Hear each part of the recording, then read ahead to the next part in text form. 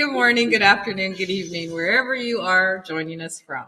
Yes, happy January. It is a new year, and we are here to talk about all things getting ready, planning, recalculating. What does your GPS do?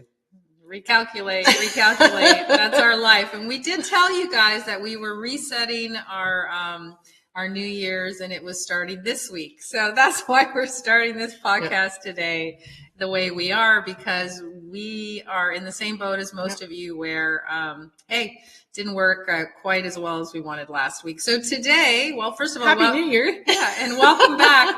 You are at the show where we solve your problems, or at least we make you laugh at them. Exactly, because if we can't laugh at it, let's just not. So today we're diving into the top 10 signs that you need literally a life map navigator.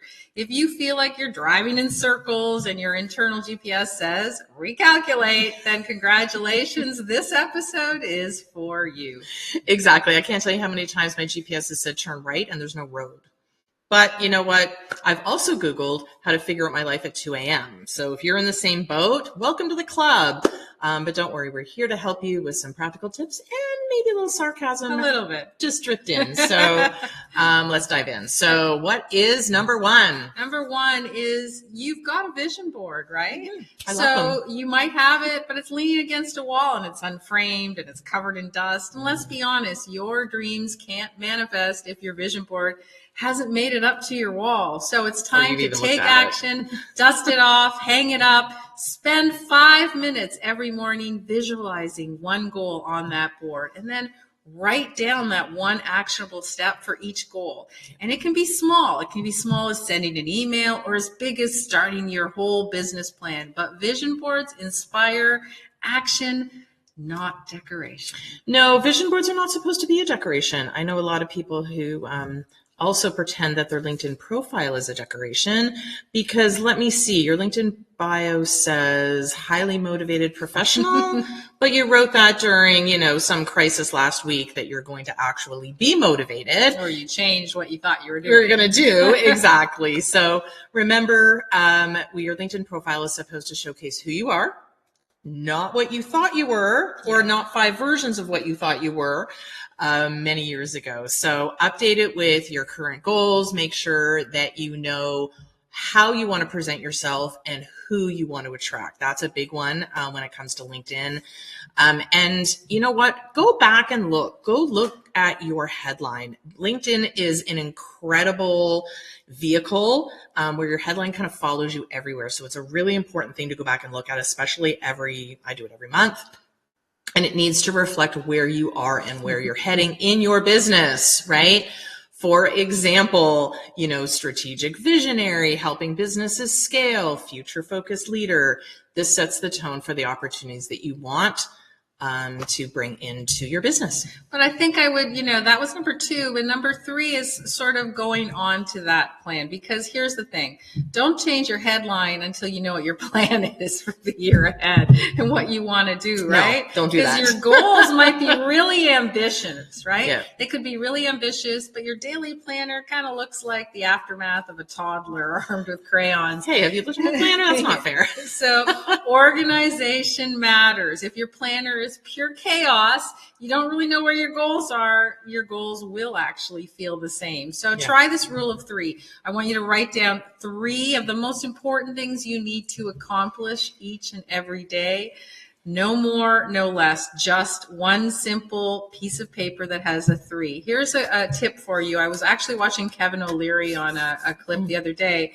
And what he does is he takes 3 old school sticky notes. Remember those? Those are yellow sticky notes. And he writes each goal for the day on that the night before. And when he gets up, he accomplishes those 3 things, little things that he needed to do before he does anything else, before he has his coffee, before he goes and exercises, unless exercise is one of your goals. Exactly. So really great tip, but there's one that you could start today in this week of New Year's. Because I'm pretty sure, and we're just going to talk about number 4 is productivity, right? You've probably read every productivity book out there because there's a lot of them out there, but your to-do list still looks longer than, I don't know, a Costco receipt. Yeah, longer than mine. So just remember, reading about productivity is not the same as actually being productive, right? It's you want to be productive, but cut your to-do list in half. It is not working. You'd like Kevin O'Leary, right? Prioritize the tasks that align with your goals. If they don't, it probably shouldn't be on your to-do list, right? And remember to sort your tasks, right? It doesn't have to be just because you list them in this order. It doesn't have to be, I'm going to do this one first, this one second, this one third, right? Make sure you know which ones are important, which ones are urgent, which ones are not urgent, which ones you need to do, right? But really focus on what truly matters. That's the most important thing. For me personally, I like to do the bigger things first in my day to get them out of the way, because I know I'm less productive as the day goes on, and I'm more productive when I have my coffee that I'm still drinking at noon. So if any of these are resonating with you, that is telling you that you really need to reset, to recalculate, and to do everything to get the year ahead started properly. So number 5 is consider, have you ever considered a tattoo of the word pivot? Pivot. Because Pivot. it's the only one thing that you've been doing lately, right? You might be just doing pivot. Yeah. Every time you turn around, I'm going to do this, I'm going to do this. That's the problem with us entrepreneurs. We have that shiny object syndrome, right? Yeah. Pivoting is great in theory, but if you're constantly changing directions without a destination in mind, then you're just spinning in circles. So I want you to define what that success looks like for you in the next 6 months or 12 months, right? Write it down and then work backwards to create a clear roadmap. Pivot only if it gets you closer to that vision. But if you don't have that vision, you need to start there. Don't try to pivot or change or follow a direction that you set last year and it didn't work. Exactly. And number 6, if your version of vision clarity is hoping that your next yoga session will magically reveal your life's purpose, no. It's not going to happen, right? Yoga is great for stretching. We did yoga last night. It was amazing. I love it. But it won't stretch your career into the stratosphere unless you combine it with intentional goal setting, right? Intentional. Know what you want to do and know the roadmap to actually get there, right? But after your next yoga session or mindfulness session, journal, right? Think about it. Just something coming to your mind, like what's working in your life. Think of those overall goals, those overall visions, right? What's working? What's not working? What's one thing that you want to do that you could improve on today? Reflect on that and look at what you could do to move that forward. And this goes hand in hand with number 7, because number 7 is we've all faced it. So how many of you have signed up for 10 different courses and you're paralyzed trying to decide which one to actually start, right? You think this is it, this is your answer, and then I'm going to go down this direction. However, what happens is that old analysis paralysis, right? It's real. You pick one course, you align it with what your vision, your goals are, and you stick with it and complete it. And then ask yourself, which of these courses will make the biggest impact to where I want to go in the next 90 days, right? And then don't do the rest of them. I'm guilty of it. Most people are guilty of it because we're so interested in everything, and we want to add this for our clients, or we want to do this for our followers. But you have to start with one thing only. So get rid of everything else you subscribe to, except for us, and go ahead and do it. And that goes with number 8, which is how many unread emails do you have in your inbox? 45,000. Okay.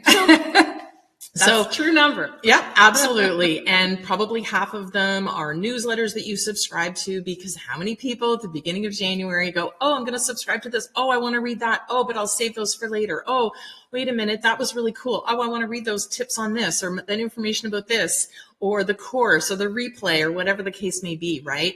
You've subscribed to it.